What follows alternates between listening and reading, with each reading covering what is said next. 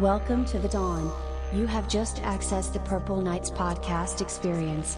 To begin, please press come.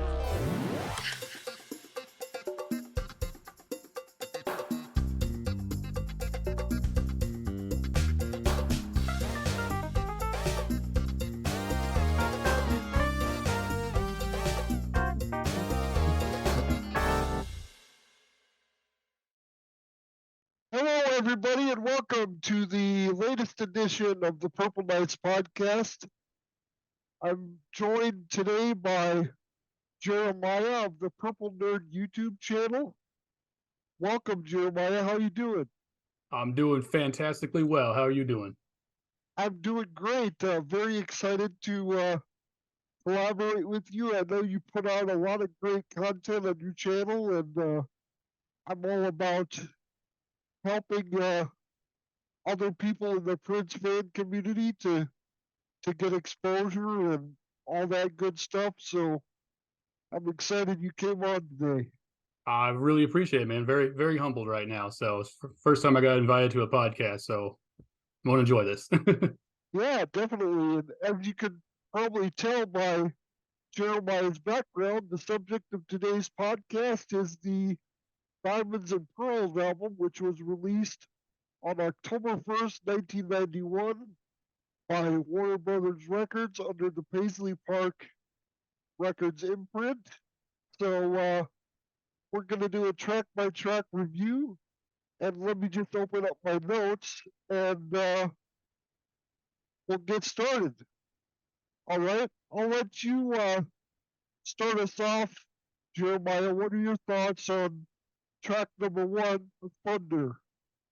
Thunder to me, I remember when I first got this cassette tape, because I'm that old, and when it came out, got it in a cassette, and I remember just rewinding this back and forth because it had such like a cinematic vibe to it, and at times it was almost like opera at times, especially the way that he does the chorus, and it's all him, and it's like just tons of layers of his vocals. And I kept rewinding it back, trying to catch how many different layers he was doing. But I was also very intrigued with the storyline and the concept of the song, about almost like a good versus evil. It's almost like he's telling a story of he's with a woman and he's having that conflict between love and lust that he always talks about. And he's trying to figure out, did he just get tricked? And this is actually, as he says in the song, the devil in disguise. And this is in fact lust messing with him again instead of love. And it hits him like thunder that he's not in the right place. And now it's time to seek something better. That's why he says, I believe, just if I'm not going to see Jesus in the morning light. So I really like the story and the overall sound of it. It's just bigger than life to me. Yeah, I mean, I totally agree. And I have a similar story in that I first owned this album on cassette as well. I got Yeah. the hologram cover on cassette, and I listened to this song a lot and played it over and over, similar to you, Jeremiah. And I love the vibe of it. It's kind of got, like you said, a very cinematic, very dramatic vibe to it, and very um, energetic and intriguing way to open up the album. I would say it's one of my favorite album openers that Prince ever did, and it's just got a really unique, really special vibe, almost Arabic in a way. Um, Yeah. and I just love the vibe of it. Let me see what I said in my notes. Um, I mainly focused on the question that um, does this song is this song talking about the infamous Blue Tuesday, which most hardcore fans know about and have talked about before, but um, Prince was rumored to have taken an ecstasy trip um, and because of what he saw during the trip, he decided not to release the Black Album, Yeah. which was a collection of songs made for Sheila E. in honor of her birthday, I believe. And he decided to switch gears and go to the light side, so to speak, Yeah. and pursue Love Sexy instead. So I always wondered if the lyric about me or this flower right in front of my eyes, is this my sweet savior or the devil in disguise? I always wondered if he's talking about the flower, the white lily on the cover of um, Love Sexy, that he's sitting on, or maybe the rose where you see the stem of the rose, which is rather phallic in nature. But anyway, Yeah. one of the flowers on the Love Sexy cover, and I always wondered if he was referencing that and the whole um, incident with Blue Tuesday and the Black Album and all that issue, because as you said, he talks about Jesus in the song, so it's like he's thinking about or desiring um, sort of deliverance or relief from this darkness that he's feeling.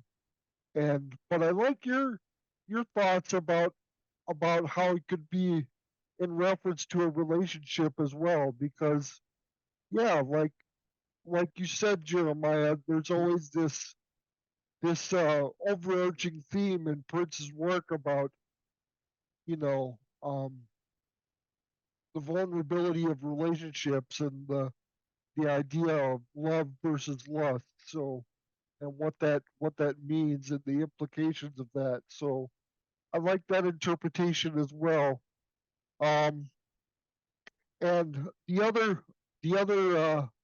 point that I wanted to bring up, or the lyric that I wanted to touch on, was he says, "Only the children born of me will remain." And in interviews and other things, Prince has gone on record as saying that his songs are like his children to him.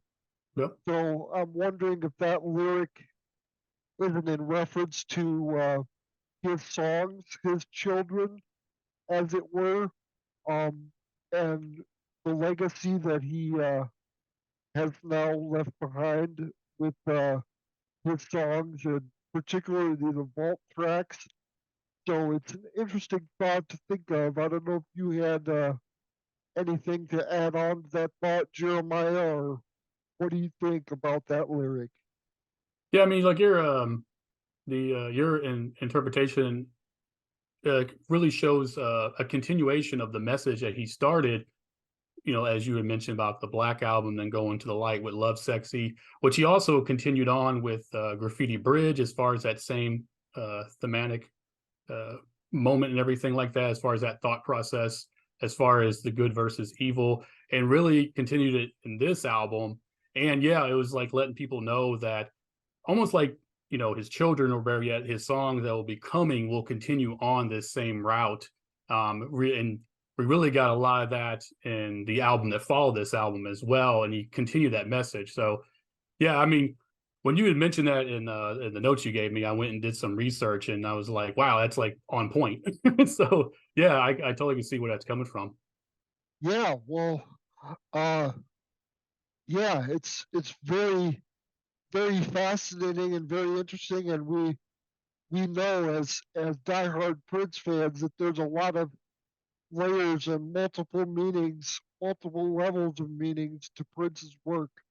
So this is definitely an example of that. And then we have the second track, which is Daddy Pop. I'll start this one out. It's a typical James Brown type groove to it. Prince has done a lot of those types of songs in his career. The Work Part 1 immediately springs to mind, and just, those really ultra funky kind of throwback vintage soul funk grooves. And this is one of those tracks. And I particularly love the sound of the organ. I don't know if it's Tommy Barbarella playing the organ. I believe it is. Yeah. At least in the live versions. I don't know if Prince plays all the instruments on the album or not, but I know, in the live setting, it was Tommy Barbarella on the organ more often than not, and it's sort of a precursor to Arrogance and the Flow on the Love Symbol album. It's got sort of the proto hip hop vibe to it, Yeah. but not quite all the way there. But to my mind, it's sort of a precursor to those two tracks, which I like Daddy Pop way better than either Arrogance or the Flow, but that's for discussion on the Love Symbol album rather than this album. Um, yeah, and it's the first track to prominently feature Rosie Gaines. Of course, she was featured on a few of the tracks on the Graffiti Bridge album, which was the last Purple Nights podcast episode, was our track-by-track review of the Graffiti Bridge album with the great Ernie Wiles. Shout out to Ernie. Yep. And also the first to feature Tony M as the predominant rap element in the New Power Generation group. Something I found really interesting and fascinating, which was I wasn't there, but I was able to live vicariously through a couple people on Twitter. Shout out to Kanisa Williams, also known as Darling Nisi, on Twitter, and also Casey Rain of the Violet Reality. They both attended Celebration in June, and they both were kind and gracious enough to offer detailed notes on all the different panels and all the different events at this year's celebration. And one of the highlights of this year's celebration was a huge panel on Prince and hip hop. And I found it really interesting that in that panel, Tony had mentioned that he modeled his rap flow and his style, if you will, after Chuck D of Public Enemy. That sort of aggressive, shouty, sort of barking out lyrics. He had styled that after Chuck D of Public Enemy. So that was fascinating. Little intricate details that you wouldn't normally know about unless they let you in on those sort of tricks of the trade, or those juicy little tidbits or Easter eggs. So I thought that was really fascinating. Yeah. Jeremiah, what are your thoughts on Daddy Pop? Yeah, I was after the song Thunder, it's kind of hard to follow that up. And I think Daddy Pop does it really good because it's just as epic, but just in a more funk way. And Right. But what I like about the song the most, which I find very unique, is the way Prince blends his song, his singing right into Rosie Gaines, and you can't even tell where the transition happens between his vocals and her vocal coming in. And this is also actually throughout this whole album, we get a really big focus on his lower registry as far as singing, and not so much as the falsetto he's known for, and really getting that just the epicness of it, even though it's not as cinematic as the starting song, Thunder, it holds its own. And I've always liked the song. Tony M as a rapper is always interesting to me because, I can hear the Chuck D on this album, but he kind of takes on other mainstream rappers' flows as we continue in his career, especially in the next album. So overall, I do like the song, and it is definitely funky, and I can definitely hear that James Brown vibe that you're talking about. Oh, for sure. Mm. And one thing that comes to mind too is probably my favorite TV appearance um, that he ever did was the 1991 Arsenio Hall show Yeah. promoting the release of this album. And I just loved the whole entire episode. Shout out to Mr. Arsenio Hall. I'm going to tag you Mhm. on Twitter and on social media for this video and see if you happen to notice us. But shout out to Mm. you, sir. Um, Great appearances by Prince on your talk shows over the years, and Mm. the 1991 episode was definitely a standout. And of course, he performed Daddy Pop Yep. on that episode, and it was a great performance. Just a standout moment for me in my history of my Prince fandom. And yeah, great upbeat song, and one of those songs that can rub people the wrong way in the sense that it's very full of male bravado and that whole braggadocious vibe. Mhm. But Yeah. I But that personally, was hip hop back then, so it's kind of it kind of goes right, with it. Yeah. right, I personally really like those songs because I really vibe and really connect with the sense of self confidence and just self belief that Prince has as a man and as an artist. Um, that's one of the many reasons that I gravitated toward Prince Yeah. um, as a man, and as an artist was the self confidence, which was for years very lacking in me. So I kind of latched onto Prince Well, yeah. for that Yeah. reason. Um, but yeah, Daddy Pop is a great track. Great way to follow up Thunder, as you said, and keep the energy of the album Yeah. going. And then we have the title track, um, Diamonds and Pearls, kind of going with the quintessential Prince album formula of having a ballad or a slower track as track number 3 on the album. Yep. And it's again, Rosie Gaines prominently features. It's pretty much a duet Mhm. between Prince and Rosie, and it's kind of got that dramatic, cinematic vibe, kind of Yep. carrying over from Thunder. And I really like it's sort of um,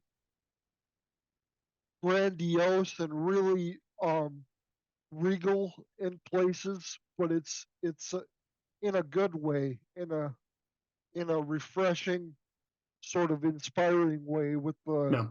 the horns and all that, and the slower elements of the song um, are really pleasant, and I think the message is really nice. Mhm. I think it's a overall I think it's a love letter to the fan community. Really, he's talking about you know the nature of love, and he's talking about commitment and all that.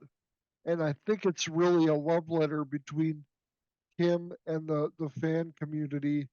And he's saying that he's never going to, you know, leave us or sort of, leave us hanging high and dry, that type of thing. And he's committed to giving us his all and pouring his all into, you know, um, the music and the message and all that. So overall, I think it's a really beautiful song and Yeah. um, a really um, dreamlike love song, and definitely one of the uh, top Prince classics that come to mind as far as you know the the singles or the hits, as it were. You know, a very good song also to hear in concert, to be played live, Yeah. and yeah, I really really love this song, and yeah, it was a great choice for a single, and Yeah. great choice for a title track, and I love the whole visual aesthetic of the album with the diamonds and pearls together in very opulent, but yet not gaudy visual presentation um, for the album. And yeah, it's a really good concept to base an album on. So, Jeremiah, what are your thoughts on Diamonds and Pearls? I always I always love this track. I mean, it's one of the top tracks on the album itself. But back during this time when this was put out, there was a lot of like cute love songs out there. And then he really did like what I would consider a grown man love song. Like, look, I would love to give you everything in the world, as far as material things, but unfortunately all I have is me. And that takes a grown man to say something like that to a woman. And I always love the concept of the song for that. And it's really a showcase for Rosie Gaines. Like Prince, is very subdued as far as vocal goes. Like he's really kind of hanging in the background. Obviously, he's there, but he's literally letting Rosie shine. And I really appreciate that mix that he does with her. It's very similar to like their rendition on the hits as far as Nothing Compares to You, where Prince is doing his thing, but again, he's really showing off Rosie Gaines as let people know how powerful of a singer she is and let her just do her thing, which is very appreciative. I enjoy it. So yeah, it's one of my favorites by far. Yeah, definitely.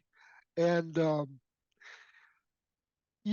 sort of like there's sort of a contrast lyrically between the previous track, Daddy Pop, and this track, and Daddy Pop is very braggadocious and in your Mhm. face, and Diamonds and Pearls is really showcasing that humility and that um, selflessness that, Yeah. like you said, I want to give you the world, but all I can do is just be me, Yeah. and that that's always been my personal credo. You know, Yeah.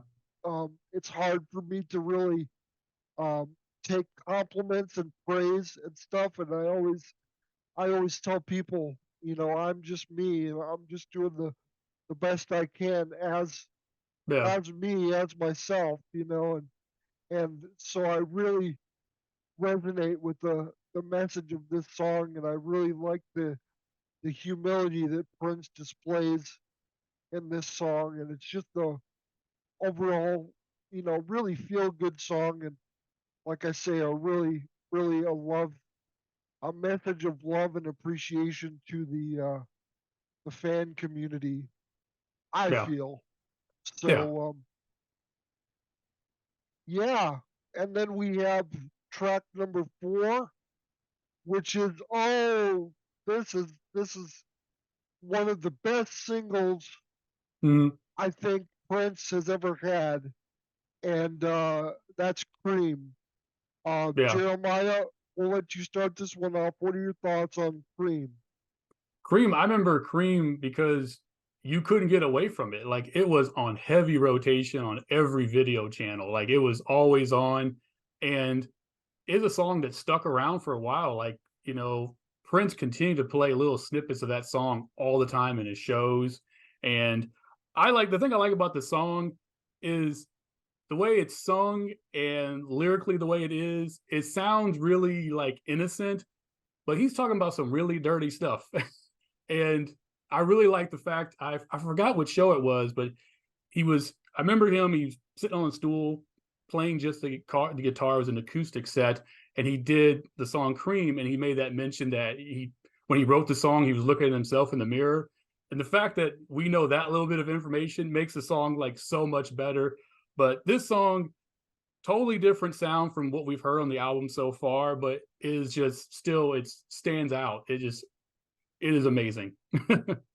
Yeah, I mean, I agree. And I believe um, everybody get me in the comments if I'm wrong, but I believe that the the show or the instance that you're speaking of is the Art of Musicology special, which was simulcast in Mm, 2004 on MTV and VH1, okay. and there was a acoustic guitar set that was featured on there, and yeah, that was where he told the story behind Cream of him, writing the song, um, basically looking himself in a mirror, and yeah, that was that's one of those pieces of Prince lore that is very, very cool to know. And like you say, Jeremiah, it does the same for me. It makes the song even better knowing that.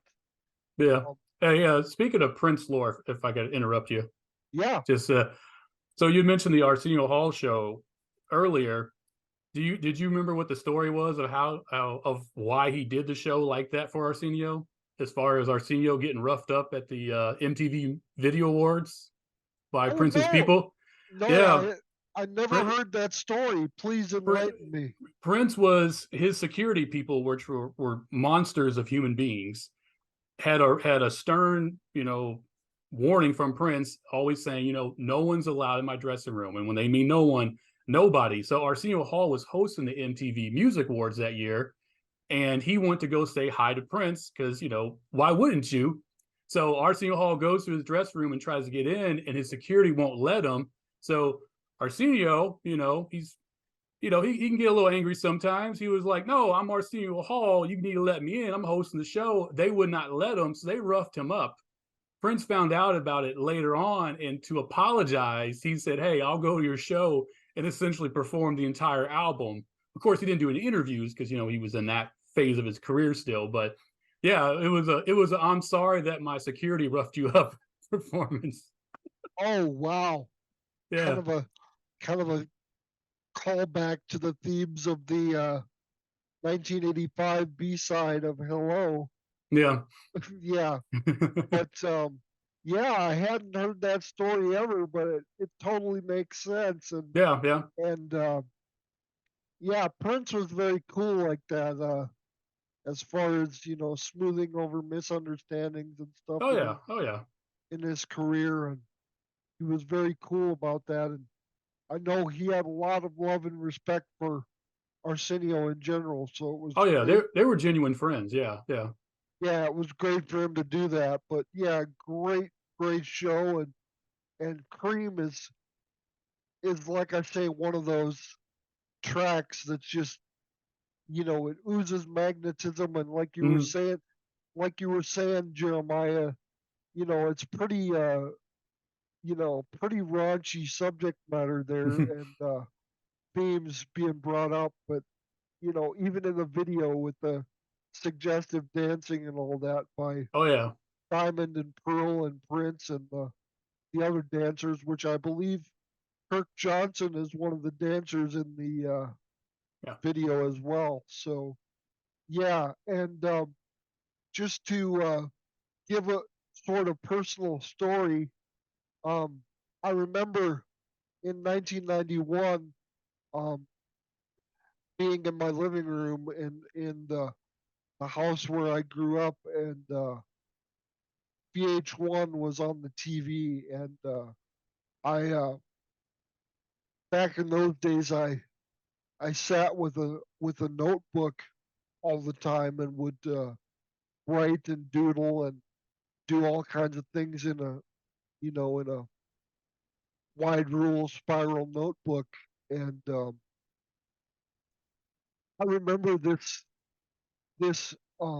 new video by Prince and his new backing band, which was apparently called the New Power Generation, which was a term I recognized from, of course, Graffiti Bridge, but Oh yeah, even before that, you know, the opening of the Love Sexy album, yeah. it says "Welcome to the New Power Generation." So the One of the term, coolest introductions.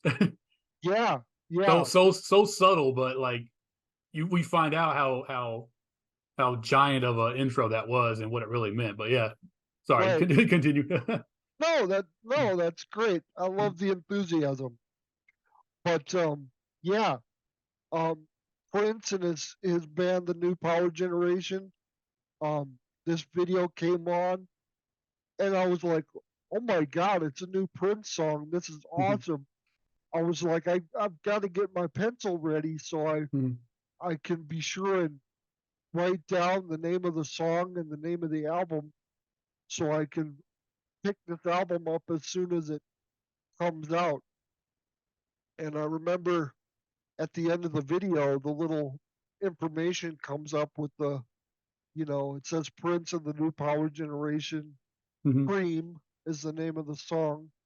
And the name of the album was Diamonds and Pearls. And I remember scrolling across the entire page in huge Mhm. letters, Diamonds and Pearls. Yep, yep. I, you know, as an 11-year-old kid, I thought, what a unique and peculiar name. I actually thought it was a little weird because I had never associated those two things together in my own mind, and it was just kind of an odd title, you know, Yeah, just striking me as odd and unique. But I liked it in the same sense. But um, I was really excited for this new iteration of Prince, and he always changed his vibe and his look up oh yeah. for each album, and I was loving this new look and visual aesthetic with the you know with the stubble goatee and Mhm. the typhoon hairdo and all that. And Yeah, the gangster glam look. Yeah, yeah, yeah. exactly. It was And it was a it was a it was a night and day from the previous album as far as the look. Like he really changed it up between that Graffiti Bridge vibe to this. Yeah, aside not just having a whole new band and an album being credited to a band, which hasn't happened since the Revolution, but yeah, visually he was totally different. oh yeah, definitely. It was Graffiti Bridge was a little more um mysterious and kind of reflective and brooding a little bit, and Yeah, it was more of the you know biker chic kind of look, yeah, yeah, whereas as Diamonds and Pearls was a little bit more soft and really sort of the pretty man sort of yeah, vibe to it. So um yeah, but I just remember that moment as an 11-year-old kid seeing Cream on VH1 for the first time and being so excited and so yeah. energized And it by the stayed on VH1 on rotation. Like it was, you couldn't get away from it. It was everywhere. definitely. And then later, and of course that was the short form of the video, the edit, if you will, and then Mm. later seeing the long form video with the whole, you Oh, the know, train inter- station. Yeah, interaction in yeah. the train station, and um, yeah, and I forget which one. It was either Diamond or Pearl. She says, "Oh, he wants some of yours, but not some of Yeah, mine." So I love that whole innuendo, and it's just so yeah, quintessentially Prince through and through. But yeah, great track, and yeah, one of the absolute highlights on the album for me. yeah, And like you said, the enduring appeal of this track throughout the rest of Prince's career was totally and completely there. And it's one of those tracks that only someone like Prince could pull off. Yeah. The only other thing is I I noticed that through the years a lot of people have referenced the T Rex song from the 70s, Get It On, Bang a Gong. Hmm. And they always bring that up in the discussion of this song as far Yeah. as a similar musical vibe, but I never I never quite saw it myself or made that sonic connection myself. But Yeah. I mean, I don't hear it. I mean, it's got to be like some minor cue in there or something like that that people are hearing, but I don't hear it. yeah, maybe it's the bouncy keyboards or the bouncy organ and Yeah. sort of the fuzzy guitar, or I don't know, but um it never clicked for me as far as those two tracks being similar, but to each their own, I guess. But Yeah. Yeah. um I and mean, then we Prince himself was, when he made Purple Rain, he was concerned it sounded too much like one of Journey's songs and contacted the guitar player and said, "Hey, does this sound like yours?" And you know, some people just hear things, differently like that.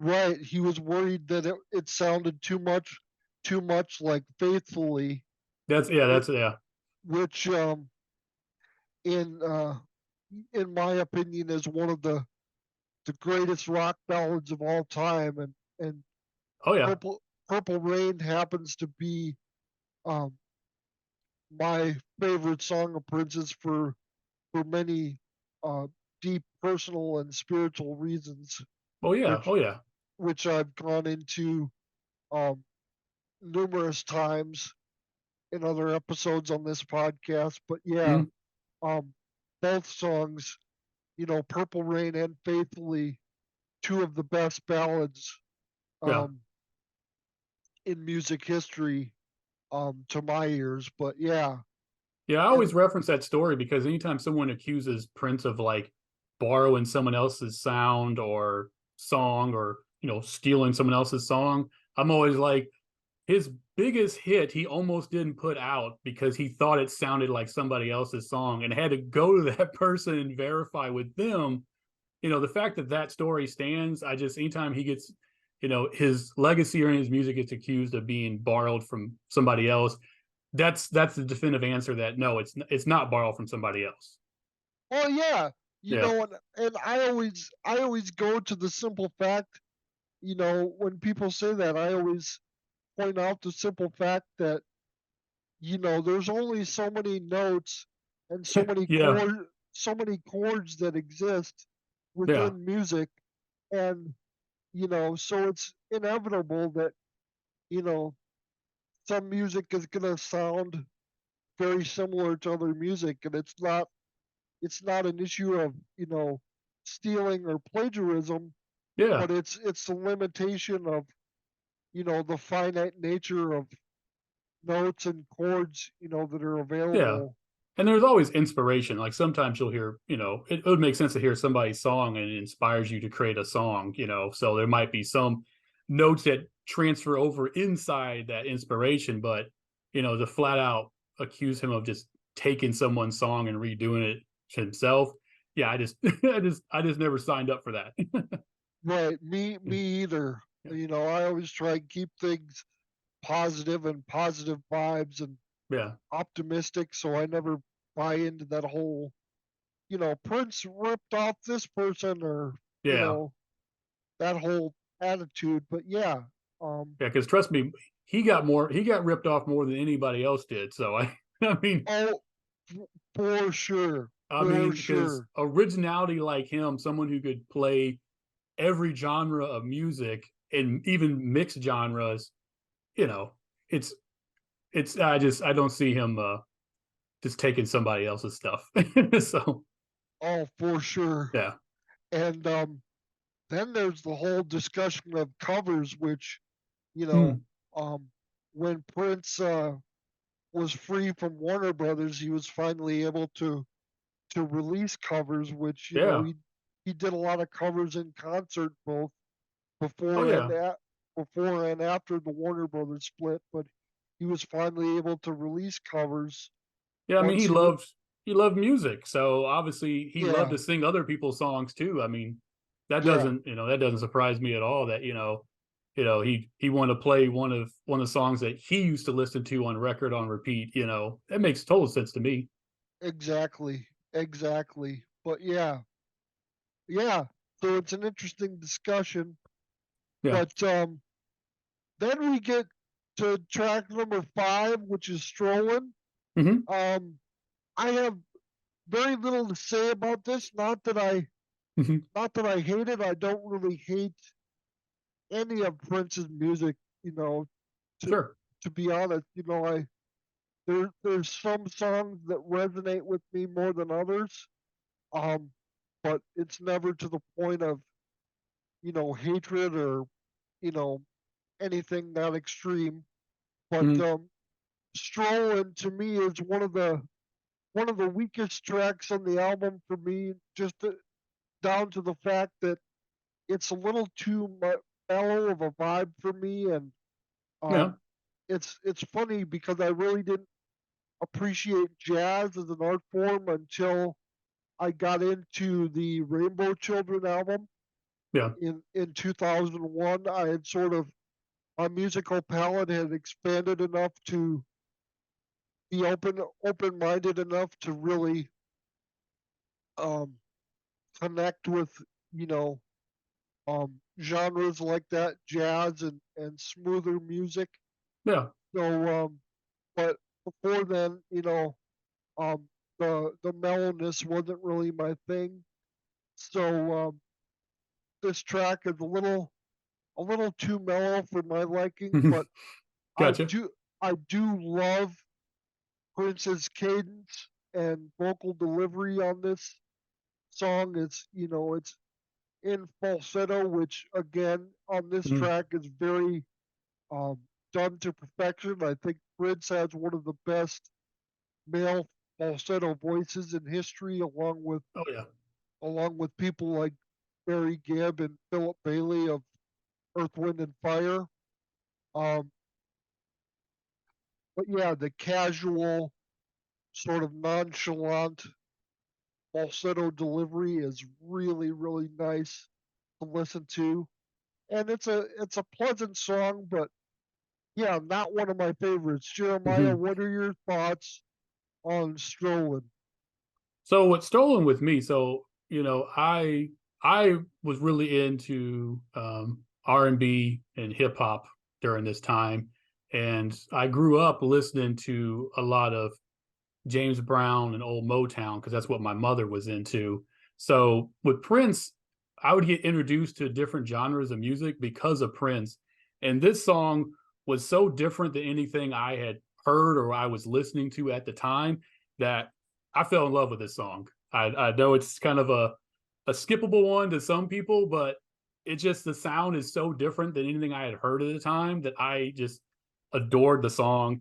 And I like the lyrics. I mean, they're funny, the whole eating ice cream behind a dirty magazine. Like that's just hilarious to me, especially in the falsetto, the way he performs it. Saying those lyrics and the melody of the song, you wouldn't expect to hear stuff like that. But yeah, Strolling, just because it's so drastically different, I adore the song. Okay, yeah, that totally makes sense. I can completely respect that. And I will say that for as much as the studio version doesn't grab me, the Mhm. live versions, which I believe, didn't he do this at one of the Montreux shows in like Yeah, 2009? yeah, yeah, Uh, that live version and the live versions in particular are really, really a lot more of my thing because it seems so much more dynamic and so much more lively in a yeah. live setting. So I really love this song in a live setting a lot more than the studio version. But yeah, it's a Yeah, nice I had that same opinion with a lot of his stuff as far as the live versions are a lot of times yeah, better than the album versions. Not that the album versions are not good. It just seems like and I get a lot of angry comments when I say this, so bear with me.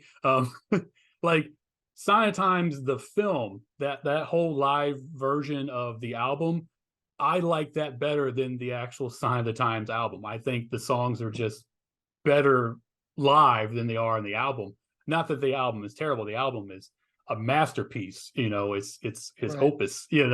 But yeah, I find the live versions of those better than the album versions, and there are a couple other songs in his catalog as well. But yeah, I totally hear you on that. Oh wow, we're getting hot takes right here on the Purple Knights podcast. But yeah, send your letters to Purple Nerd Channel. Yeah, but yeah, I could totally see that. I mean, live the Sign of the Times material and that whole band lineup. I mean, if we're going into a little bit of forbidden territory and Yeah. talking about bootlegs, Hmm. one of my favorite bootlegs of all time is For Those of You on Volume, and Mm. that whole Sign of the Times vibe and Yeah. the whole band lineup is just incredible. So yeah, I can totally see where you. I'm just saying, if I was your girlfriend live on the concert film versus the album, that's like the one I throw at people. I'm like, the live version is so much better. Yeah, yeah, yeah. It's pretty incredible, pretty epic. Plus So he's wearing a giant puffy white coat, so it's visually it's cool too. right, right, right. I'm sorry, I'm getting off subject. Sorry.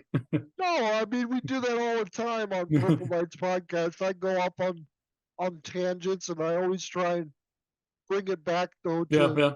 to the center. But yeah, and then we have track number 6, I believe, which is Willing and Able, Yep. and there's several different versions of this. There's the album version, and then there's Mhm. the music video version. And Jeremiah, this goes to one of your points earlier, which Mhm. when you said that Prince was able to sort of mix and hybridize musical genres, Oh yeah. and there's literally a Prince song for every taste, every walk of life. Hmm. And Willing and Able is one of those songs that it's certainly soulful, but I would venture to say that if you're a country music fan, this is one of the Prince songs that you would naturally gravitate to because it's got a country type vibe to it, and Yeah. I really love it. I love the playful vocals, Hmm. uh, again in the immaculate falsetto that Prince is known for. Um, Great backing vocals by Rosie and the gospel group The Steels, Oh yeah. who appeared on the previous album, Graffiti Bridge, and they're in the film as well. But the Steels are just so great on this, and they add so much depth to the backing vocals and a lot of spirit. And I'm a very spiritual person, and you know, Prince for me spiritually has done so much in my life, and so Oh yeah. I love the spiritual element of Prince's music. And the Steels on this song, they add so much spirit and so much energy and so much feel to the song that I just love. It's very uplifting and very heartwarming for me. And Oh yeah. Tony Tony M's rap, I love the mellow delivery of Tony M's rap. It's very unique Yeah. in his repertoire and in his career for his delivery to be so mellow. And I love the fact that the rap um, sounds like it's coming through on a radio frequency. Yeah. It's a I cool love effect. I love the yeah, I love that effect. And I'm not sure. I go back and forth as to which version I like better. A lot of Hmm. people think the video version is superior, Yeah. which, um, if and when we do get a super deluxe edition of the album, knock on wood, Estate, if you're listening, Yeah. put put that out yesterday. But Yeah. yeah, but I'm not sure which version I prefer between the video version or the album version. I love them both. Um, but Jeremiah, what are your thoughts on Willing and Able? Yeah, I like Willing and Able is like it's like a almost like a progression from Strolling. It's like stepping it back up, but almost staying in that vibe.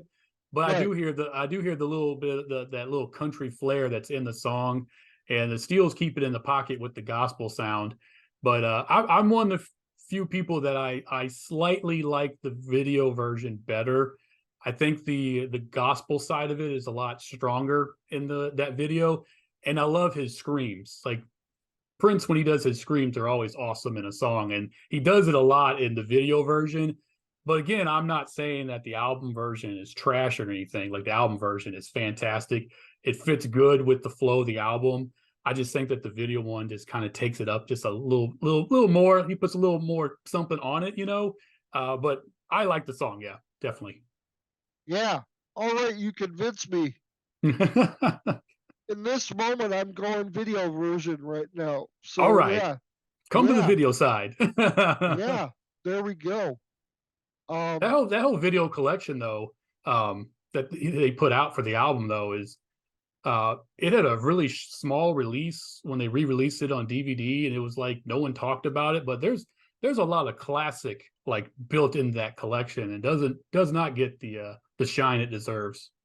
yes, and again, I say, Prince Estate, if you're Yes, listening, please reissue the Diamonds and Pearls video collection.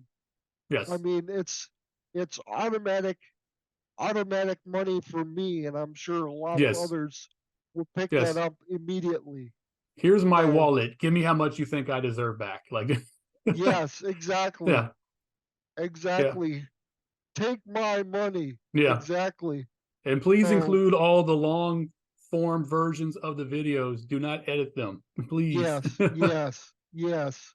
Amen. Yeah. Amen. Amen. So um yeah. And then we got ooh, another bona fide Prince classic, Get Classic. Off.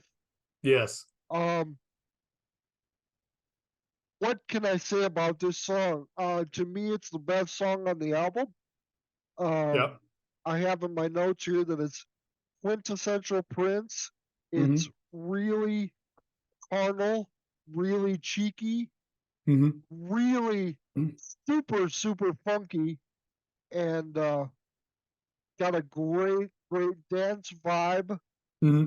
and great touches by Tony M and Rosie. This is where I really feel that the new power generation as a band and as a concept and as a vibe really arrives on the scene and Yeah. asserts themselves Yeah. as the new uh latest greatest incarnation of the purple universe, or the purple singularity, as my friend Richard Cole of Amari Communications likes to say. Mm. um yeah, and I'm not really familiar with this genre, so I may be totally off base, but does it have a little bit of a New Jack Swing vibe, do you think, Jeremiah? Yeah. A lot of the songs on here, which New Jack Swing, that whole sound is really basically just adding a lot of percussion. So you're going to have a triple hi hat, you're going to have triple snare. It's just a lot of additional percussion on top of it. Yeah. Yeah, and then it's got sort of a reprise of the Arabian vibe that Hmm. Thunder had, and it's got that great flute sound, Yeah. which I'm not sure who's playing the flute on the track, but Mm-mm, don't know. I could look it up after the podcast. But and then the drums are super powerful and super funky. Oh yeah. Um, I don't know if that's Prince on the recorded version of Course We Know. In a live setting, the great Michael Bland Yes. uh, totally kills this. Hmm. Um, and then the fuzzy guitars are really, really, really great. And yeah, I love the whole vibe. And then you get really funky and dirty and nasty with the incorporation of the wood block in Yeah. there.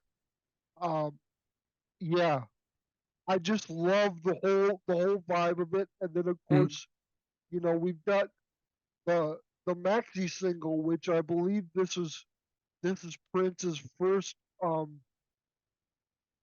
great maxi single, if I'm not mistaken. Um, I think but so. um, yeah, all the remixes and the different video versions, even Yeah. I mean, extending. they had Thieves in the Temple, which had, but that was just, I think that was just two songs though. But no, it was, yeah, Thieves in the Temple. No, there was one, I can't think of it. There was one from the Graffiti Bridge era, I believe. Yeah, Because it which had, is it had the original, it had a B-side on there. It was the original Get Off, but spelled differently. yeah, and Yeah. love left, love right, Yeah, and yeah. It yeah, wasn't Thieves. That was the New Power Generation yep, maxi single. That's what it was. Yeah. yep. So that was the first main one, but Get Off is one that sticks out too, is because I didn't really know about maxi singles until Yeah. years later. So Oh yeah. um, but yeah, this is one of the first major ones that Prince released, and all the remix and video versions, even going into offshoots like Violet the Organ Grinder Oh, and classic. and tracks like that. All those versions on the maxi single are even better than the album version to me. Yeah. I mean, I love the extra verses and the extra um, instrumentation that that's in the all the different video versions and maxi single versions. But yeah, and um, last but not least, I gotta say that guitar solo is absolute Mm. fire. One of the best solos in Prince's catalog. Yeah. Um, Jeremiah, what are your thoughts on this classic song, "Get Off," which is one of my sister's favorite Prince songs? Get Off is just a megalodon of a song. It is just, it's amazing. It's actually one of the few songs that friends I had in junior high and high school would actually listen to, because everybody I associated with was hardcore hip hop. Everybody was listening to whatever rap was going on at the time, a lot of underground stuff as well. But this was something I would actually hear in people's songs, or sorry, not songs. I would hear this song in people's cars, because that's when the car systems really started to take off, where everyone had like 12 speakers in their trunk, and this song would like rattle the doors off, because the drum and bass on this is just something out of this world. But it still sounded different. Like it still didn't sound like what everybody else was doing. It was like Prince flipping hip hop on its head and doing it his way, which is what I always appreciate when he does stuff like that. And then the song goes to some really nasty places, like the whole story about a box with a mirror and a tongue inside. Like, that's when you start thinking about through the details of that, that's pretty nasty there. And then I always thought, the whole 27 positions in a one night stand. I'm like, that just sounds exhausting, to be honest with you. I'm just like, who comes up with something like that? But yeah, this song is it is like Prince definition. This is a Prince song, and it is a centerpiece of this album by far. And I do find it funny though that in the beginning of the song, when Prince does his little scream, which in the video is funny because the guys are like later on top of him or whatever. I think it's funny that Prince thought that his scream was used in House of Pain's Jump Around as that squealing sound, and actually tried to sue them for using it. And he was like, no, we didn't use it. It's actually on this MPC player. Like, it's a sample. Like, I hit the button and it makes this sound. So that's kind of a little funny tidbit about it. But yeah, I love this song. The video is awesome. all the different variants and remixes we get of it is awesome. It gave us, like you mentioned, the organ grinder, which that song is amazing on its own. So, yeah, I love this song. Yeah, I mean the whole you know lyrical lyrical narrative and stuff is, yeah, it's down and dirty. It's like, um and hearing you talk about it, it sort of clicked in my head. This is like the 90s answer to Darling Nikki. Like, Yes. I'm sure when Tipper Gore heard this, her head exploded. But um yeah, I mean, this is Prince through and through. And I gotta say, the lyric lyrical embellishments and the backgrounds by Rosie Gaines. I mean, Mhm. again, props to Rosie. I mean, she's so great on this song and adds just a perfect little touch and nuance Yeah. to this track. So yeah, great song, and we love the maxi single. And if and when we get the super deluxe edition of this album, Yeah. the maxi single tracks all deserve a spot on the super deluxe of Diamonds and Pearls. Yes. So, And please include the 9-minute long original recording of this song that has never been released. Please put that out. ooh, we get some juiciness from a hardcore fan here. Yes, yes. We love that on the Purple Nights podcast. Yeah. But yeah, Get Off, absolute classic. And then we have a personal favorite of mine. I know it's barely spoken of in the fan community, so I'm not sure. I'm not sure how the majority of fans feel about it, because it's barely even mentioned in the discussions that I've been privy to. But and Yeah.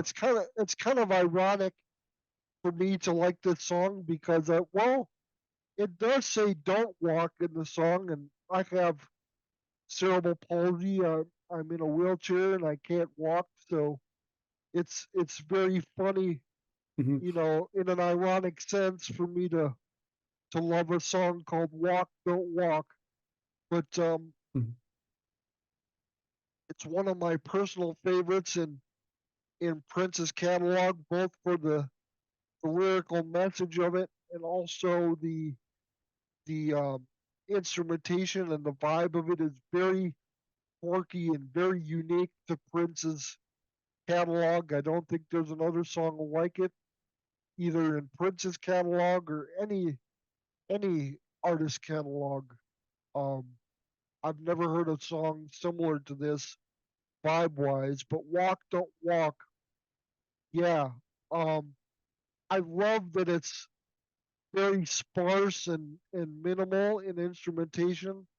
I love the acoustic guitar, the drum claps, the bongos, and the the car horn sound effects. Mhm. I just love the whole quirky vibe of it.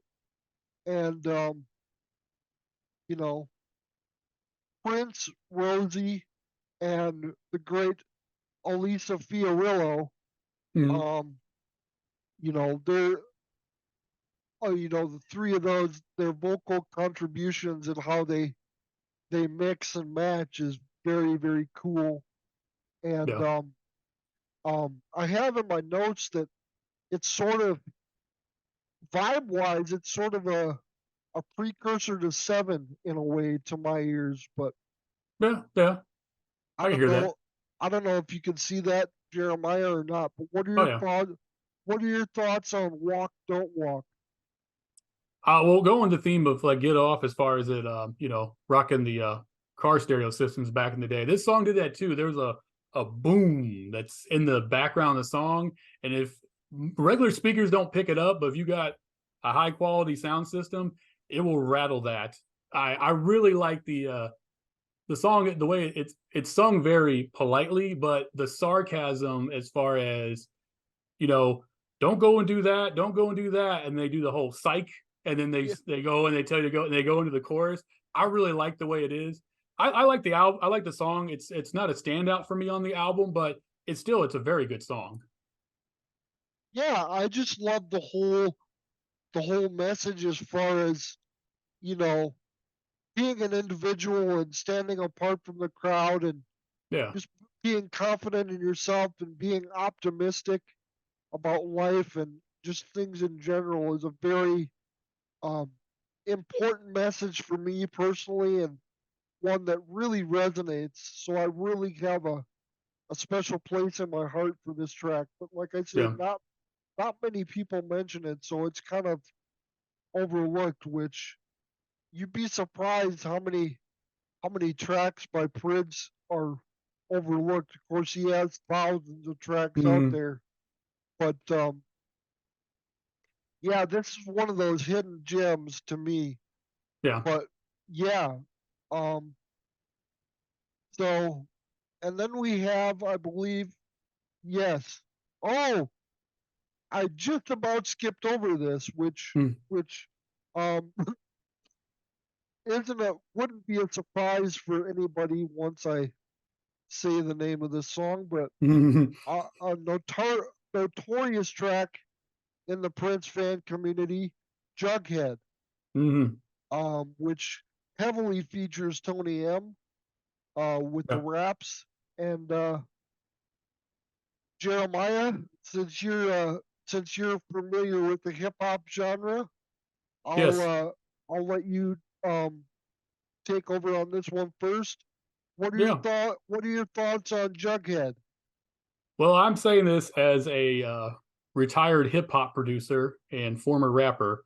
Uh, I don't really care for Jughead. I'm not saying it's a terrible song, but it's one of the few songs of Prince's catalog that's dated. Like you hear this song and you know exactly when it was made. And I mean, because even like the highlight, I think Prince's rap on the song and Rosie Gaines is pretty good. Although Rosie Gaines is kind of doing a Curtis Blow type flow, like she's even going a little more throwback. But I recently found out, and I'm probably going to do a video about it, but I recently found out that MC Hammer's album, uh, Too Legit to Quit, was recorded at Paisley Park during the same time that this album was being made. And they even shot the video for the single there. And I think maybe Prince heard that and was somewhat inspired by it because that's all I hear on this song actually is that sound because I think a part of it, and I know it sounds weird, but I think a part of it is also on that album of MC Hammer's, he wasn't doing the typical sampling. He actually had a live band performing, which a lot of Oakland rappers like Too Short and E40, they actually have full bands and session players making their music. They're not relying on turntable samples and an MPC sampler. They actually do live music, which I think is what attracted Prince to hip hop. As what we all you heard for the most part was more that New York, boom bap type sound, which was always using just a drum machine and sampling someone else's music. Where a lot of the guys on the West Coast were actually having session players, even Dr. Dre and DJ Quick. Even when they would sample a song, they wouldn't actually sample the actual record. They would have the artists actually replay so they could manipulate how they wanted to. And I think with that introduction, it made him open to hip hop. And this is like his version of it. And uh, there's another song on the album where they kind of do this similar again, and it's done better.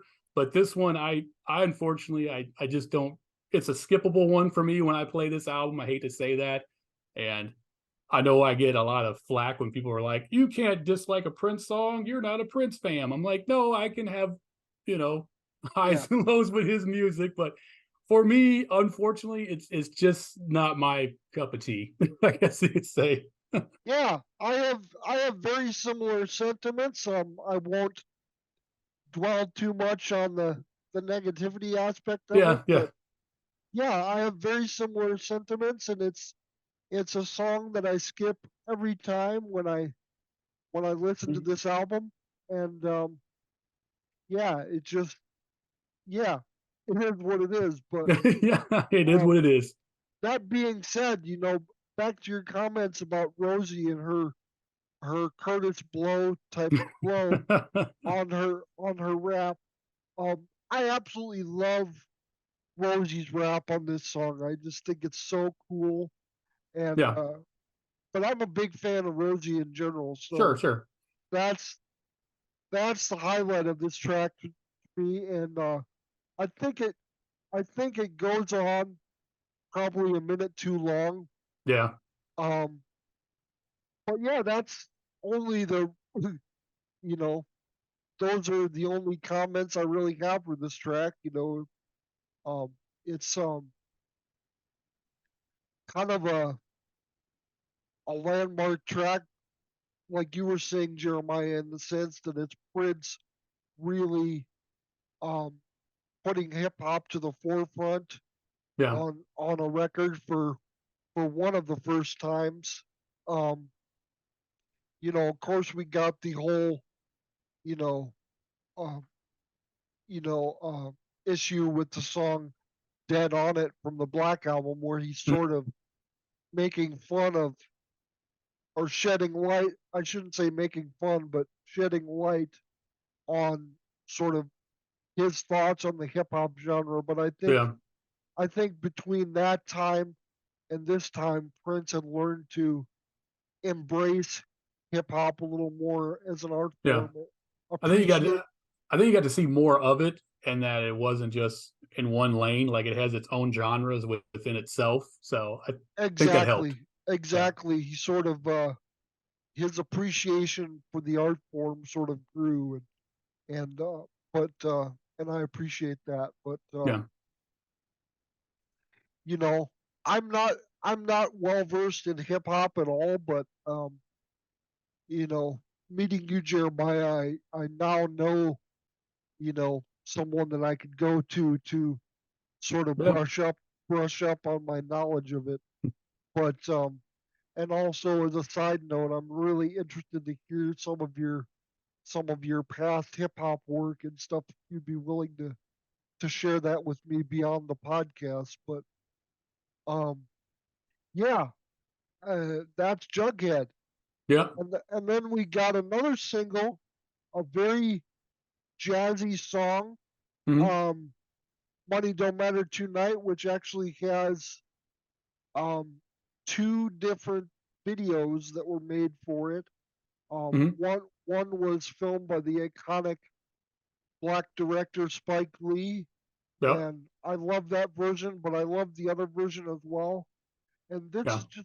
this is just a song that's very serious subject matter and social commentary, Oh yeah. but musically it's a very chill vibe, and it's one that I really love to sing along to, and that really resonates with me on a very deep level. Oh yeah. Because it's one of those songs where Prince really gets deep into um, sort of human nature and our relationship with luck and greed and sort of addiction, as far as being ruled by money, Yeah. money, love of money being the root of all evil, and that whole classic trope. Oh But yeah. yeah, it's I have in my notes that it's a personal favorite on the album for me, Hmm. but maybe a bit too mellow for to be an effective single um, Hmm. for the masses, especially at that time with you know New Jack Swing and gangster rap Yeah. taking the forefront. This is a very different vibe than what was popular in the mainstream at that time. Yeah. But yeah, um, and this is one of the songs where Prince sings in his natural register, Yep. lower register, and I really love um, that tone of his voice. Um, you know, his falsetto is beyond compare. It's masterful, it's exquisite. But anytime we get to hear Prince sing in his natural register is a Yeah. treat as well. Um, um, the backing vocals, the harmonies are really, really great, Yeah. and it's sort of reminiscent of a later song. You know, I hate to really do comparison because comparison sort of waters down the meaning and the impact of the whatever track you're you know putting up against something Mm. else. But it has a similar vibe to me as the Chaos and Disorder song "Dinner with Dolores." You know, both very jazzy, very Yeah. chill Sound um, wise, yeah. Yeah. songs. But I like "Money Don't Matter Tonight" a little bit better than "Dinner with Dolores." But yeah, similar I agree. vibes. Yeah. And yeah, I mean, I love the song. One of the highlights of the album for me. Um, Jeremiah, what are your thoughts on "Money Don't Matter Tonight"? Yeah, I like the song. I think it's more slowed down, and that way you can focus on the message that's being presented. Because I co-sign to you as far as the message, everything you said about the message about money being something that can cause evil amongst people and people having to focus on it and everything.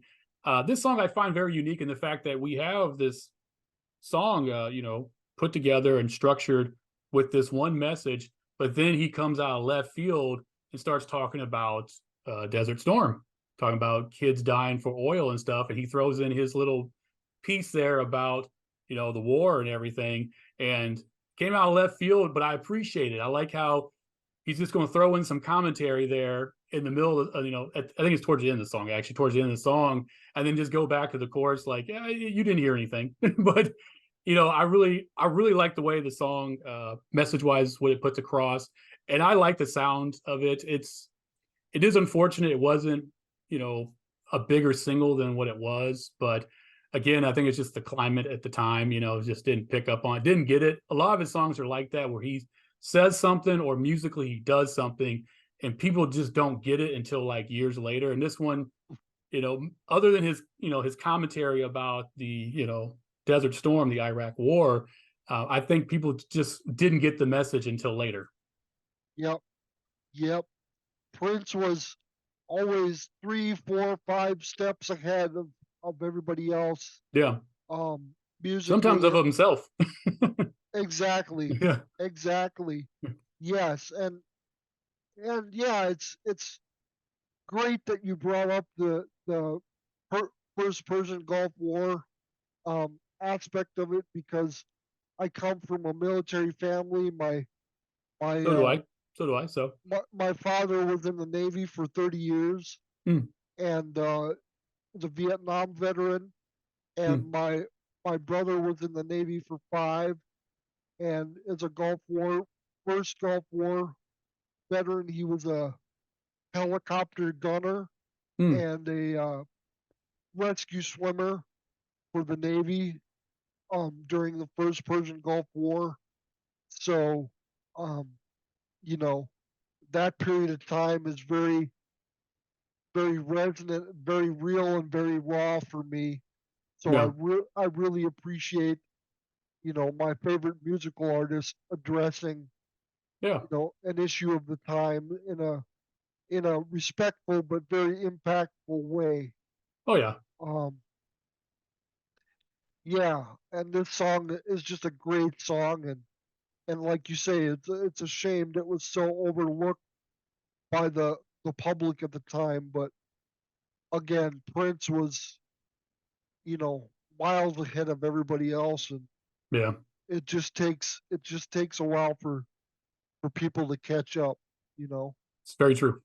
um, yeah, but and we're swiftly approaching the end of the album. But then we have Push, which is similar in vibe to uh, Jughead. It's definitely got that hip hop element, but Yeah. to my ears, it's more of a dance track. Um, akin to I Know from Love Sexy. It has a very I Know vibe to it. It's got that sort of tinkling percussion with the, I don't know if it's a xylophone or a drum machine effect, Yeah. but it's sort of got that tinkly, bright percussion to it, and just very upbeat Oh and yeah. Prince's albums are known for having at least one, um, you know, quote unquote party track on the album, and this is This is definitely it. def, definitely it for Yeah. this album. But I love this song, and again, it's one of those tracks that I've never personally heard, singled out as a standout track, but it more often than not, I think it gets lumped in with Jughead, but to me, it's miles above Yeah. Jughead in terms of quality, and um, I love the strings and the horns in the song too. Also give that love sexy, um, triumphant, Hmm. transcendent I Know vibe to the song. Yeah. Um, I just it's so irresistibly funky is the way I can describe it, and I love everyone's rap, and I love the trope of Prince's rap being, calling out all the songs on the album, or at Oh yeah. least on side one, and we've got the Easter egg for the hardcore fans of Get Off being replaced by the original track that was Hmm.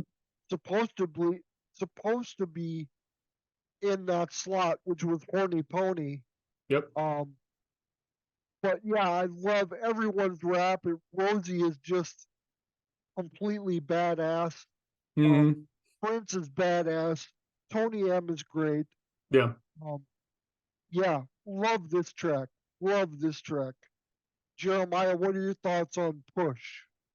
Oh, I like Push. Push is like the better Jughead. It's like Jughead was the warm up of trying to figure out the whole hip hop thing, and then they perfected it with Push. Um, Push, I really like the hook when he does sing Push because it's in his falsetto, but it's a real powerful falsetto. It's almost a scream at times, and I really like the way that blends in with the melody. And yeah, as far as everybody's rap, everybody steps it up. It's like everybody figured it out on this song. I really like Prince's, as you mentioned, how he rhymes all the different song titles of the album together, and just the beginning of it, him like, "You don't want me on the mic, no, you don't want me on the mic." Like that's just starting off the verse like that is just it's very imaginative, and you get to see him like figure out his own rap flow, and he's not like copying somebody else's. Like it's completely original. And yeah, Horny Pony is one of those songs that they took off and replaced with Get Off. But I'm like, could you have taken off Jughead and put Horny Pony back on? I know it's controversial to say that, but I really don't Yeah. need Jughead on this album, especially when we hear Push and we see how it can be done and done very, very well. But yeah, it's definitely a party song. It is a certified jam in many people's opinions, including mine. So yeah, I like Push a whole lot. It's one that I sing along to every time I listen to it, and especially You can't help it. us, especially Prince's rap. I mean, it's thunder when I'm on the mic. Daddy Papa's in the house, and you sure don't like his diamond.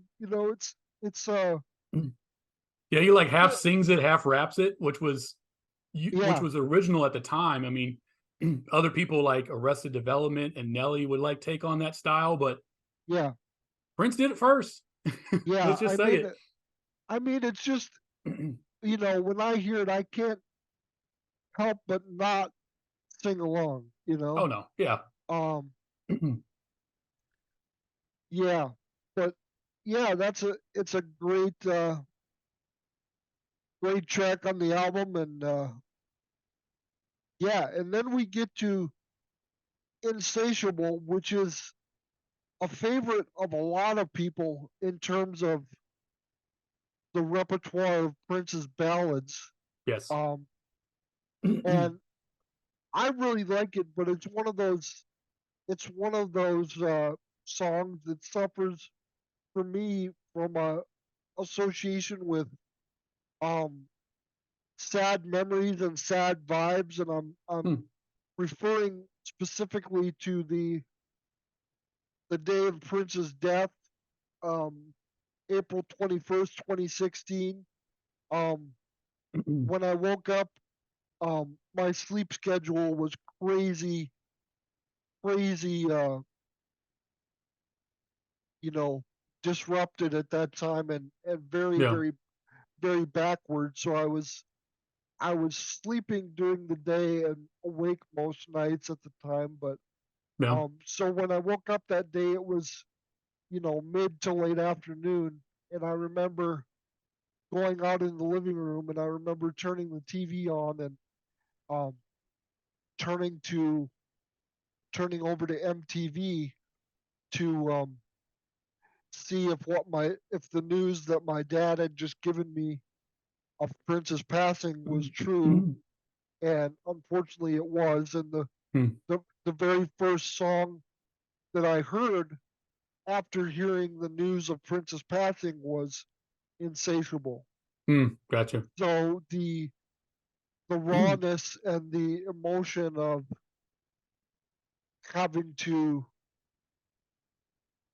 process that news is very much entangled within my perception of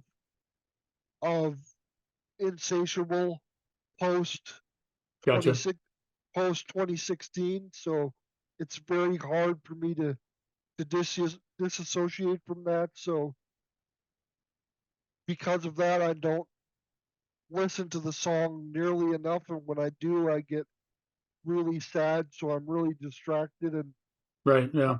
not really able to focus on the song itself. Yeah. Music But does that. It makes you, music a lot of times will take you back to the last place you were when you heard it. I understand. I will say it's a good track. It's a Mhm. great track, actually. One of his upper echelon ballads of Yeah. his career, I would go as far to say. And the video is really, really cool. Hmm. It's got that um, Prince as, uh, sexual freak, Hmm. voyeur, you know, Oh Mac yeah. Mac Daddy mode Prince. Your little Um, video box. but Yeah. exactly. Yeah. So the video is iconic. The song is iconic, well known, well revered in the fan community. Yeah. And I've got to say, towards the end of the song, before the fade out, there's one of the top 5 screams ever Yep. in Prince's career. Yep. Um, so yeah, that's pretty much what I've got to say about Insatiable. Mhm. Jeremiah, what are your thoughts on this track? Yeah. I mean, uh, just because you brought it up, April 21st, 2016, um, was a bad day for me to begin with. That was the 10th anniversary of my mother taking her life. So I was not having a good day, and my phone started blowing up, and I couldn't believe that was happening too, his passing. And I actually could not listen to Prince music. It was probably 2 or 3 weeks. I just couldn't do it. So I Yeah, can totally understand why you hear the news of this great man and who gave us great music and art. Um, Unfortunately, going too soon, and then you hear this song and you can't listen to that song anymore without thinking of that. I totally get that. As far as the song itself, he's got standout ballads like this one, "Scandalous," "Do Me Baby." Um, ranking them, like "Do Me Baby" is an awesome song until we get to the weird stuff where he's either pretending to have intercourse with someone in the studio or not. It's there's all kinds of different theories behind that, but that goes on for way too long, gets kind of weird. I love Scandalous.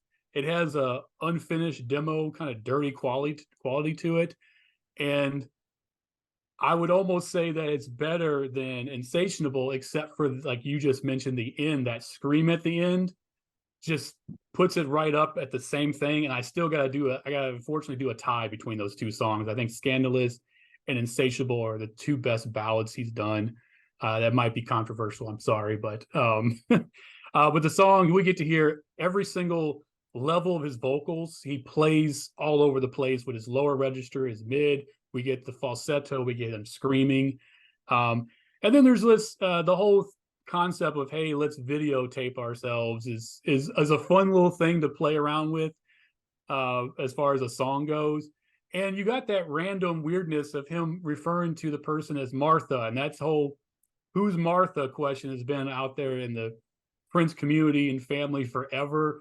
And I don't think we'll ever get a definitive answer. I think he just used that name just to make us go look for who that person is.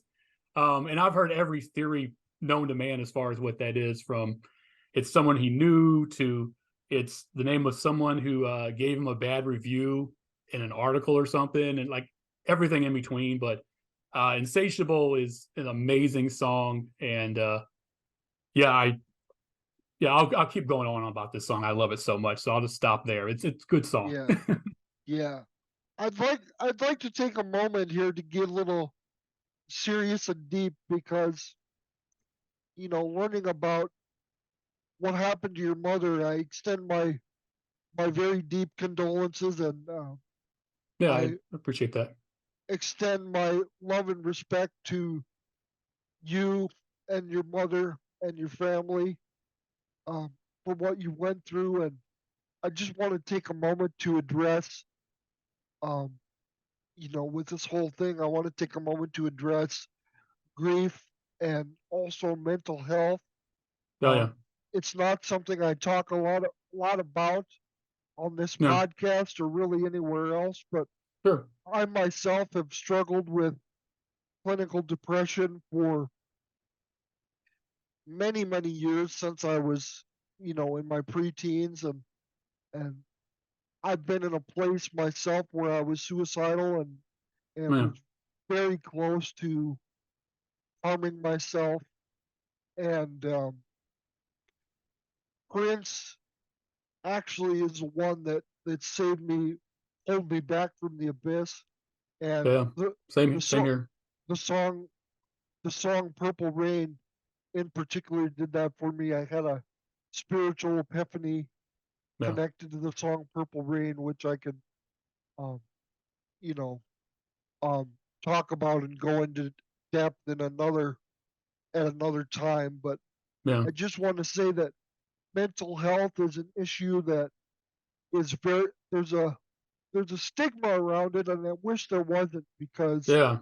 everybody deals with it to some degree. Of You know, course, yeah, if you're human, the human nature itself is very, very prone to anxiety and depression and unworthiness and yeah, all of those, darker type of feelings. And yeah, I just wanna say to people out there who are struggling with mental health, um, you know, I'm with you. You're yeah. on my mind and in my heart, and if you need help, there are places to reach out, people to reach out to, mental Hmm. health professionals, family, friends. And I want to say, as somebody who has felt like a burden to society a lot in the past because of my disability and my physical limitations, I know what it is to live and exist in a dark place. And Yeah, you're not alone, and it's not the end of the world. And it can always get better, and it always will get better. It always will change. yeah, The nature of life is change, and the dark feelings will pass. And as Prince said, there's always a rainbow at the end of every rain. Yep. And uh, my heart and mind is with you, and I'm sure Jeremiah will echo those sentiments as well. Yeah. And if you're struggling with those feelings, um, I urge you to reach out and get help, whether it's, you know, professional help or Yeah. friends and family. You know, um, everyone's worthy, everyone's got a purpose, everyone was created in the image of God. Yeah. So, yeah, so Yeah. just People, know, people, people have to understand they're not alone out there. That you know, you know, everyone goes through ups and downs. Uh, yep, you're not a burden to anybody. You know, everybody is a blessing to be here. You know, so I mean, you got two people here that you know, to those listening, there's two people right here right now talking that go through these things. So you're not alone. You know, I due to a violent childhood, which I won't get into details and depress anybody. I mean, I have PTSD. I take medication for it, and I talk to people about it.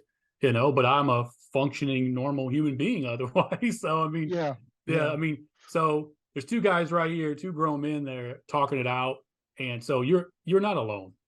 Everyone has the good and bad days, you know, and and yeah, again, yeah. Sorry, and, Karen. and again with that, shout out to Prince because Prince, um, not only for the two of us, Jeremiah, but for Mm, thousands, I'm yeah, sure we, I'm sure we can't even measure the impact that Prince has had on the mental health of the fan community. And yeah, I've heard a lot of stories and a lot of allusions to the fact that Prince, his music and his message has saved a lot of people. So that's a real testament to his legacy, even yeah, more than anything else, is that he was able to help people to learn and to grow yeah, emotionally and spiritually. So um, yeah, thank you to Prince for being a source of light to us and a source of um, just gratitude and thankfulness for life and the beauty of everything that's all around us. So yeah. There's several songs in his catalog that throughout my journey in life is there's a lot of songs of his that have given me peace when things yes, weren't so peaceful, uh, yes, interior and exterior. So yes, I do consider his music a blessing. yes, I do as well. And yeah, shout out to Prince. Thank you Mm, so much for all the gifts you gave us, and your impact is immeasurable even today. And for you know, I hate to be so cliche and mm, but until the end of time, you know, so um yeah, uh that's emotional. We went to a deep place there for a second, but hey, it's the music. yeah. Does it? Um then are we to the last track already? We No. are. Yeah. Okay, yeah, we got Live for Love, which is a great way to end the album. Mm, I think one of his most energetic, impactful album closers that he's had. yeah.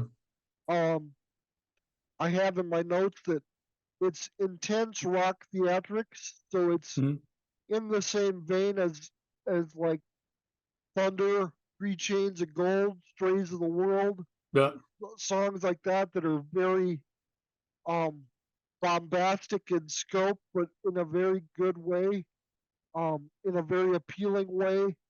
I love the driving rhythm and the Mm, aggressiveness of the storytelling, and just you know, it talks about living through the to going back to what we were just talking about and touching upon the turmoil of humanity and the turmoil of Mhm. of human existence.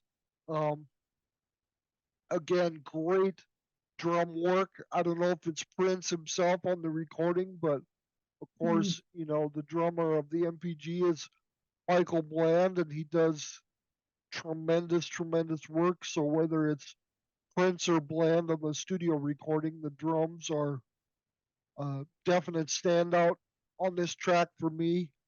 The keyboards are great, really vibrant, really sparkling keyboards. Mhm. The guitar is gritty and intense and just, you know, um, crisp and just great guitar work. Um, and lastly, the grit in Prince's vocal delivery. Mhm. It's it's his regular register of his voice, and it's not like an affected voice like a Jamie Starr accent, like on the Mhm. 1982 version of Irresistible Bitch, for example. It's not that type of playful grit. It's more of a Right.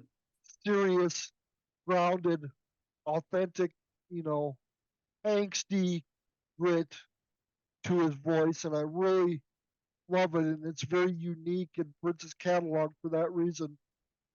Just a great way to close, um, um, you know, an album that had such a mass appeal and such a um, role of reinvigorating um, Yeah. Prince's career in the eyes of the public. This is a great way to close an album like that. And again, the live video version is a great moment in um, Prince's live repertoire as well. So, Yeah. um, Jeremiah, what are your thoughts on the closing track, "Live for Love"? It's definitely a song it's bigger than life as far as the sound, but it's a daring song to cover, like the subject matter. I mean, this is when Desert Storm was going on, and it's from the cockpit. It deals with someone flying a plane, and his mission is to drop bombs, and he's dealing with this issue of I'm supposed to live for love. I'm supposed to love my neighbor, and my faith tells me to help other people, but I also have a mission. I'm also a soldier who has to protect the country, and now I'm gonna go bomb people. Maybe even Right. innocent lives. I don't know. Like it's to tackle that subject and that inner turmoil in a song is very daring, and he handles it very well. He's not negatively speaking against the military when he explains this song, and it doesn't really end in a I don't think a resolution either. It just it's almost presented as something to just kind of to have an open discussion about. But I appreciate him for taking that route and taking this subject matter on, which is very tricky to navigate through. Yeah. Overall, the song is, like I said, it's bigger than life. It sounds amazing. Um, it's an interesting way to end the album. Um, Although the album started off big, we're ending it big, so good bookmarks here. So, but yeah, I really like this track. Yep. Yep.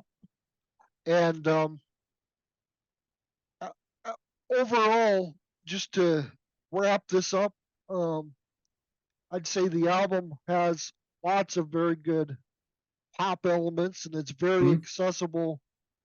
Oh It's yeah. very accessible to mass audiences, which I think was the intention.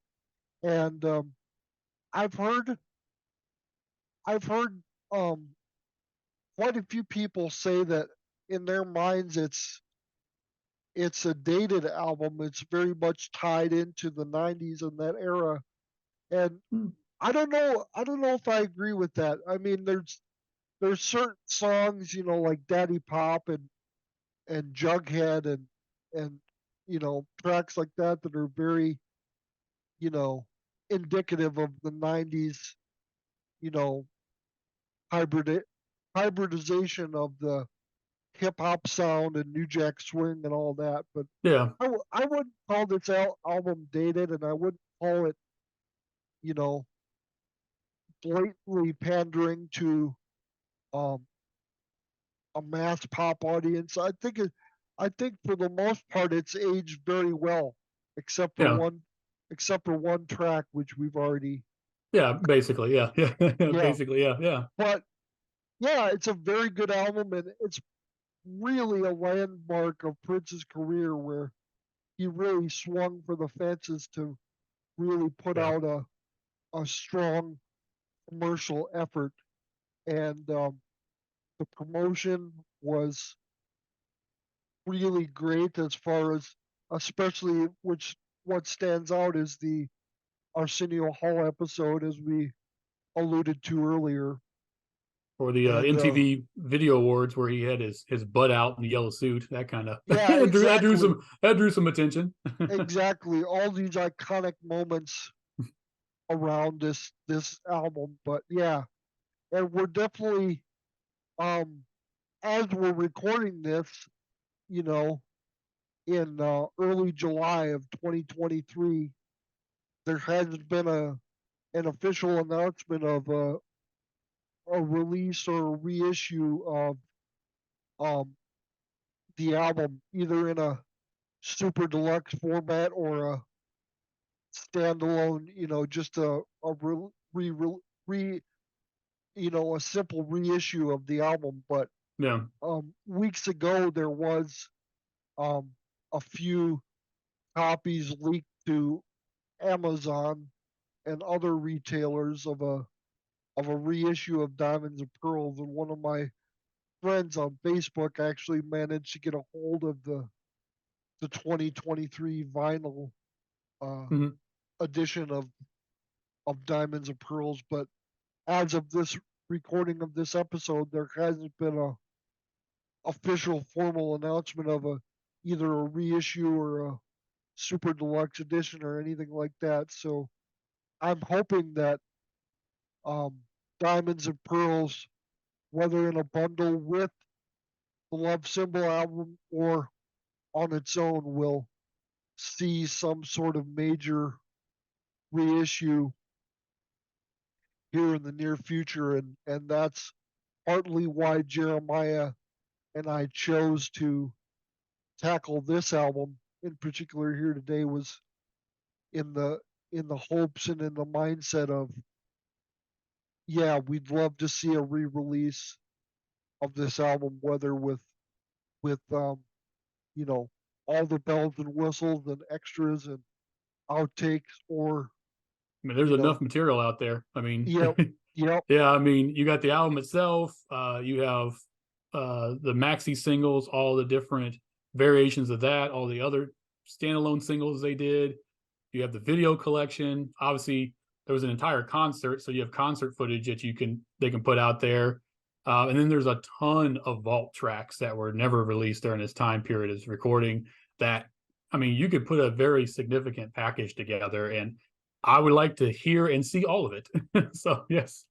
yeah. Same here. I echo those sentiments and those wishes. So Prince Estate, again, if you're listening, if you're Yes. watching, please release Diamonds and Pearls, reissue it Yes. either in super deluxe or any format really. And we'd love, you know, to go along with that. We'd love the video collection. We'd love the outtakes. We'd love um, the Earl's Court concert, um, Mm, and any number of, you know,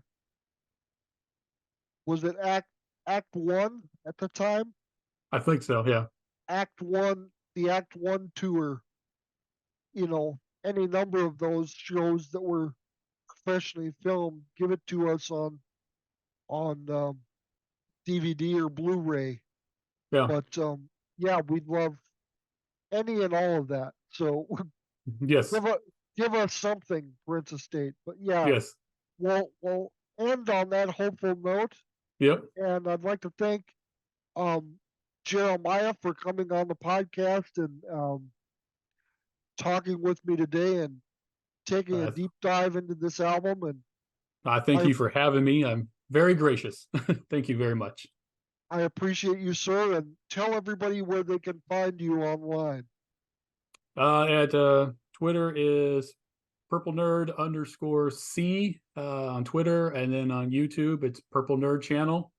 I post videos every 5 to 7 days, so a lot of content.